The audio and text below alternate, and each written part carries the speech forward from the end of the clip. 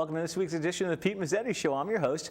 My guests this evening are Liz Steffen and John Ferraro from Literacy Volunteers Valley Shore. Ladies and gentlemen, welcome. Thank Welcome you. It's to good to be you. here, Peter. How is everybody tonight? Okay. Good. I'm doing fine. Oh, fabulous. Yeah. So, Liz, maybe tell us a little bit about yourself. Why are you involved with literacy, and what exactly do you do? I've been involved with literacy all my life because I was a teacher for 20 years in Yonkers, New York. All right. And I needed something to do 5 years ago and was recommended to John and was hired in 2012 and have been working in the office since January of 2013. You like it? I like being needed. Good. And it's a good fit. And Lord knows we need her. Yes, speaking from experience, yes. And how about you there, sir? What role do you play with the organization? I'm its executive director, and between Liz and Joanne, they supervise me. It's kind of my role, to do what they say, because it's invariably the right thing to do. Exactly. So I guess the first thing I want to ask is, what does Literacy Volunteers Valley Shore do? We are a charitable organization, a 501c3, that's the IRS designation, for the purpose of tutoring students in English, and English is a second language, basically to improve their life and work skills. Okay. We do this as a free service and in complete confidentiality. Our model is to tutor one-on-one. Okay. Now, for my viewers and listeners that don't know where you're located, where are your offices? Well, the office is in the basement of the Westbrook Library. Okay. The town of Westbrook is kind enough to lease that space to us at a significantly reduced rate, and it's been a good office.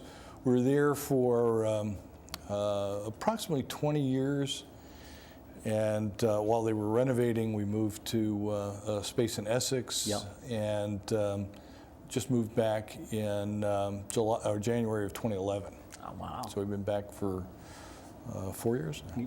Yeah. And do you have something that you would like to add there, madam?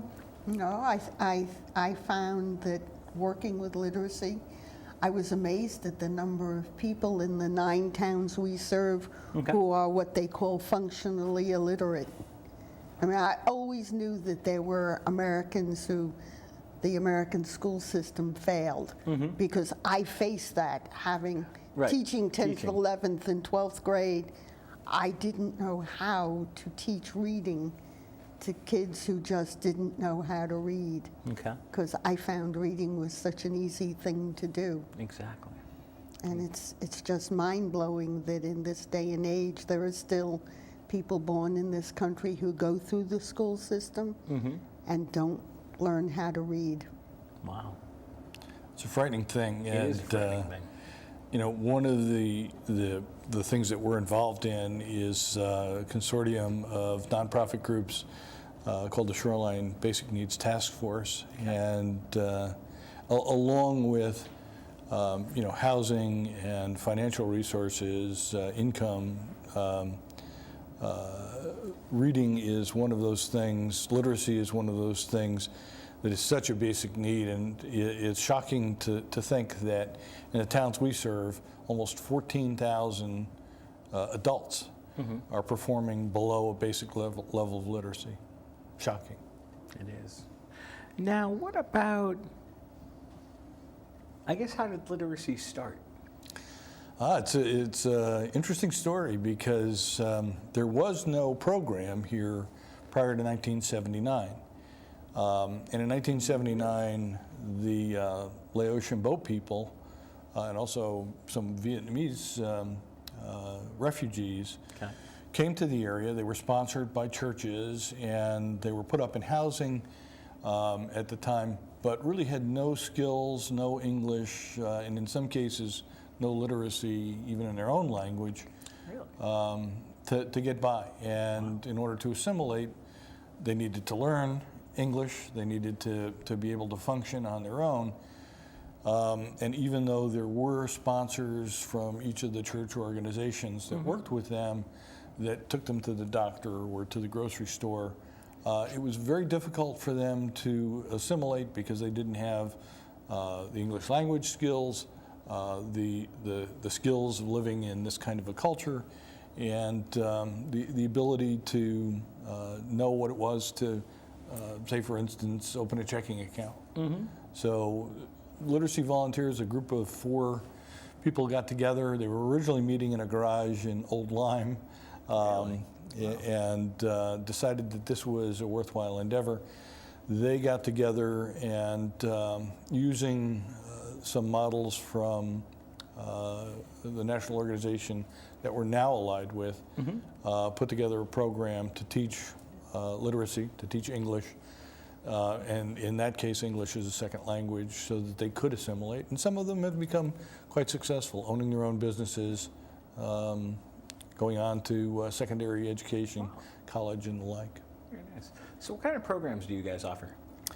Well, several. Aside from the one-on-one tutoring, we also develop a program for workplace literacy, where we go into a workplace and tutor the students, the employees on that site, and in conjunction with the employers, develop a program that is aimed at helping their employees to raise their skill level in the workplace, and it also provides a nice segue into having them develop personal skills.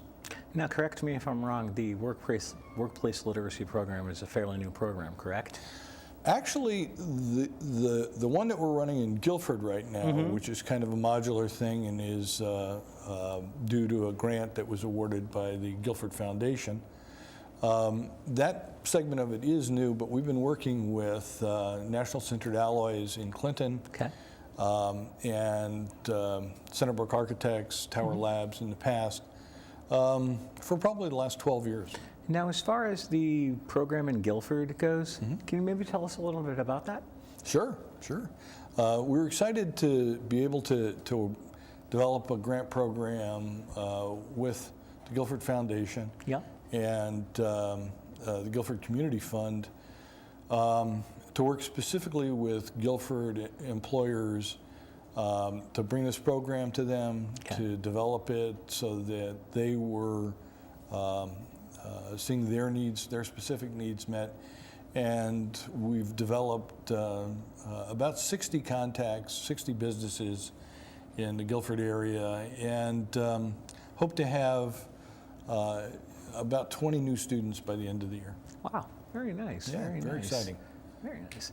So also, can you describe some of your successes with the organization? Absolutely, I'd be happy to. You know, we've numbers are a part of our life, and a lot of the things that we've seen that we use as kind of benchmarks are really consistent year to year, and we've had more and more of those students who have gained employment or who have retained employment and gotten promotions. One of the things I think we're proudest of is that we've gotten 5 new citizens this past year. Wow. We've made well over 100 citizens in the last 10 years. And there are other, and I won't even call them lesser benchmarks, but benchmarks that are important to people. The ability of a parent to read the communication from their child's teacher at school. Things like opening a checking account and getting a driver's license, which are tremendous successes for people who come here with absolutely no skills. Exactly. And one of the things that my viewers and listeners don't know about that I've had the chance to experience myself, and John, I was hoping, and Liz, I was hoping maybe we can touch on this. Just what a wonderful time the international dinner is that the organization and the students put on every May. Oh, it's amazing. Absolutely. Liz, would you like to start? It's amazing. It's not just that you get the food from all over the world. Right.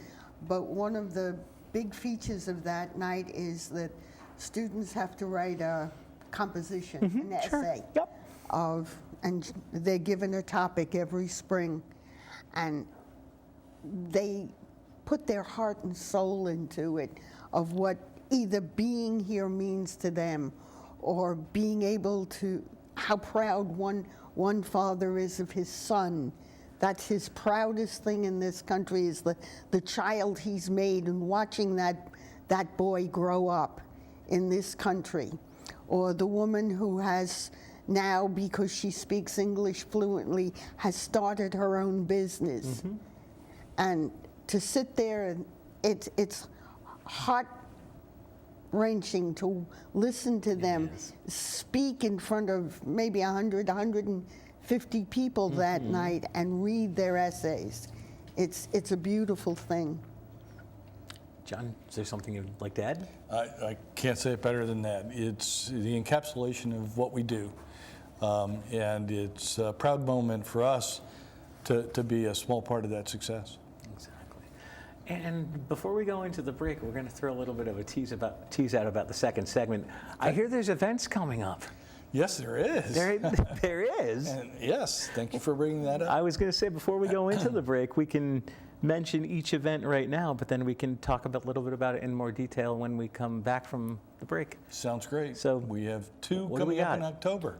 October 8th, we have a performance that we are sponsoring at the Ivoryton. The Playhouse, sure. The Ivoryton Playhouse. And on October 23rd, we have our 5th annual wine and brew tasting and silent auction. And that will be held when? I mean, where? Excuse me. October 23rd at the Pavilion in Old Saybrook. And what time is the wine tasting? 5:30 Till? 7:30. I was till going to 7. say, Yes. it's not 5:30 till whenever?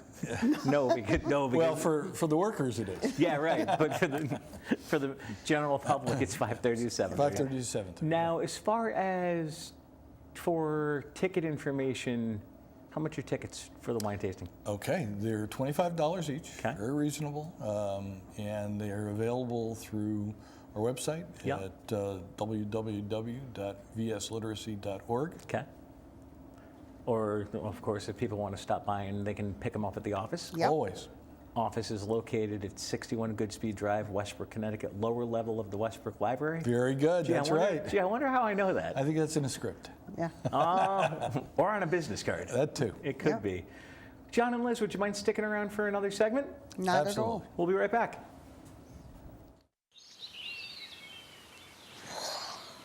Oh, look, a redhead. Staring contest.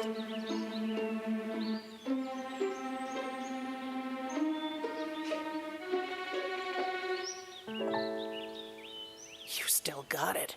I know. Come alive with the forest. The dad was cute. You were looking right at us. Visit discovertheforest.org to find a forest near you. Hey guys, thanks for coming. Are we in trouble? No, you're not in trouble. I just want to set some ground rules. Like what? Well, remember last week when you hit Vinny in the head with the shovel? I do not recall that. Of course not. Well, it was pretty graphic. Too graphic for the kids. So I'm gonna have to block you. You know, I got to make this up to you. This is Vinny's watch, and I want you to have it. You deserve No, it. thank you. That's really not necessary. No, come here. And welcome back to this week's edition of the Pete Mezzetti Show. I'm your host, sitting here with John Ferrara and Liz Stefan from Literacy Volunteers Valley Shore. Guys, welcome back. Good to be back. All right, it is nice to be back. So, John, we talked a little bit about in the first segment events, but we'll talk a little bit about that again during this next segment. But how I'd like to open up this segment is, how does the organization get money? Well, because we're a nonprofit, Yes. we have to rely on a lot of different sources of funding. We do get a sizable amount of funding for our budget every year Yeah. from the Middlesex United Way. We're also supported by a number of community foundations, chief among them, we mentioned before the Guilford Community Fund, the Community Foundation for Middlesex County, Essex Community Fund, all of Westbrook Foundation, all of whom have been consistent supporters over the years and have contributed to our being able to keep the doors open from year to year. Okay. We also get support from the towns, municipalities that we serve, some social service agencies as well. There are some grant funding that we receive. Okay. And we also have, and Liz is a central part of doing this, a number of members that we approach every year who support the organization. That's a $25 donation, anywhere from $25 to $400. Okay. And the $400 number is significant because it takes a little over $400 every year to tutor one student. Wow. So we look for those kinds of donations. Plus, there are corporate funders, Essex Savings Bank, Guilford Savings Bank, among them, who have, again, been very supportive of us from year to year. And as far as, you said Liz plays a very intricate role in sending out all these letters, correct? Yes? Yeah, I sent out the letters. I've made some phone calls. I got Twisted some arms. Twisted some arms. Our chief arm twister. There you go. I got a new corporate sponsor for the road race when I became road race director last year. That's right. Literacy Volunteers also does a road race. Let's talk, considering we're going to talk about fundraisers and events that the organization does. Liz, let's talk about the road race here for a minute or so. The road race has been held the first Saturday in April, but we're moving it. We're moving it to May. Things starting change. in 2016. Right. There was still too much winter on exactly. the race course last right. That's right. So I was on that course last year. It was a little rough, so we're going to try for May, and we've already set a date. The date's already been set. Yep, for May 21st, 2016. Yeah. And same location? Same location. I'll clear the race course with the police when we get closer to the date. Okay. But I don't think we're going to have a problem. No, I don't think in Essex. No. And then we have we're going to have the show night at the Ivoryton Playhouse in October. Yeah. And then the big one in the fall, which is the wine tasting. The wine tasting, right. And where did the idea of the wine tasting come from? How did it come about? I'd like to say it was my idea, but it probably wasn't. No, I think it was mine. It was something that, when that was brought up in a board meeting, we really thought would be the kind of event that would do two things for us. Certainly, first and foremost, would be to raise funds, and that's certainly why we're here. The oxygen that keeps the organization breathing.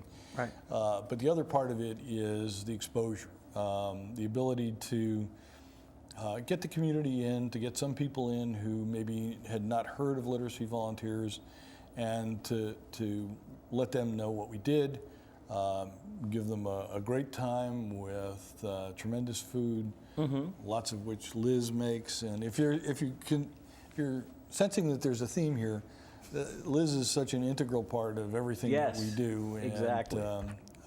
And she keeps the boards on the toes. She does. That really makes it a wonderful time, an enjoyable evening, and something that brings in not an insubstantial amount of money for us. Yeah, but we have a good time. We do. Speaking of boards and board members and all that other good stuff, I believe you have a new president of the board. We do, yes. Jack Smith. What's his name? Jack Smith. Him. Who has come in the last, 9 or 10 months now. Yeah, something like that. And has agreed to step into the board president role. He's been very active in extending our vision and has worked really, really hard to start getting us to do more outreach and to get our board to be more active in fundraising as well. Now, for the size of an organization that literacy is, how many board members do you have? Right now we have 14. We are looking for 15th. All right. And we do have board members that kind of rotate on and off, so we're always looking for people who are willing to volunteer, willing to take part in driving the organization. I was going to say, if you're looking to become a board member of the organization, what are some of the criteria or special points of people you're looking? You have to be willing to work. Have to be a worker, absolutely. Exactly. You have to be willing to roll up your sleeves, Get your hands dirty. get your hands dirty, and do some of the things that we need to do to organize the events, to set up, tear down. Those are the things that we've all done. So Yes. that's a part of it. But Sitting on the stage, most of us have done it. absolutely, sure. Now, you guys do the wine tasting, and this is the first year for the Ivory Playhouse event. And the road race in early spring. Are those your three major fundraisers of the year? They are, yes. And we also have a book sale that we do at our place that has a wonderful selection of what I'd like to call gently used books. Okay. That are no older than 10 years old. All right. But we take the ones that are in good condition, we put those on our shelves, and we have a wonderful selection of both hardcover and softcover. Okay. Puzzles, CDs, DVDs, children's books. Now, when is the book sale usually held? That That's a is good question. 5 days a week. That's a very good question. All right. 5 days a week between 9 and 2. And on the first and third Saturdays between 10 a.m. and noon. Okay. Now, if people want to stop by the office and get more information about literacy volunteers or the book sales or the fundraisers, are they more than welcome to? Anytime. We're open from 8 to 3 most weekdays, and we'd love to have them stop by. And what types of information do you have in the office for people if they want information on the book sale or on upcoming events? Everything from our price list to the titles that we have. Of course, our information on student applications, the Tutor application. tutoring, right? Tutor applications. And from what I hear, you guys, for all the school systems, you guys do a heck of a mailing to all your school systems. Every year, yeah, actually every 6 months, we send the information I was out. going to say, I think I did the last. You may have, yeah. I did. I stopped in one day, and you were leaving, and Joanne put me to work. She said, "Here." It's what we do. She said, "Here you go." No board member goes unused. That's right. No? No. We don't want you to feel like you don't have anything to do. Oh, trust me, there's always something to do. Volunteer will give you a job. There's always something to do when I stop in. Or if I'm bored and got nothing to do, John, I need something to do. I'm sure you can. I think we can Definitely. scare things up. Or Liz can. Liz, I'm bored. I need something to do. What do you got? Well, today we just finished putting together the tutor training manual for all the new incoming tutor class. Tutor training. Yes. Should we talk about it? Sure. Do we know who, what, when, where, and why? Yes, I hope we do. All right. We have we do in the spring and in the fall of every year a tutor training workshop session that consists of 7 2-hour programs that are run by our more experienced tutors. That's headed up by Ann Lander, who is our workshop leader.